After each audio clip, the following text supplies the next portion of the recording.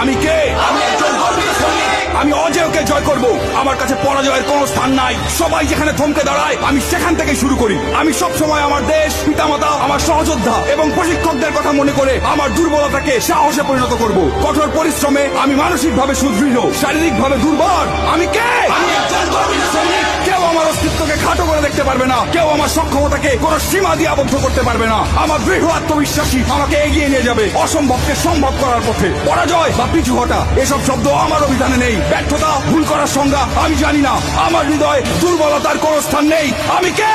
আমি একজন গর্বিত সৈনিক। আমার সাথে আমার সহযোদ্ধারা আছে। ঘাম, রক্ত আর অশ্রু বিসর্জন দিয়ে জীবন বাজি রেখে তারা আমার পাশে থাকবে। আমি কখনোই তাদের শত্রুর সামনে মাথা নিচু হতে দেব না। আমি হাসি মুখে যুদ্ধক্ষেত্রে ঝাঁপিয়ে পড়বো। যুদ্ধক্ষেত্রে আমার উপস্থিতি হবে আক্রমণাত্মক এবং হিংস্র।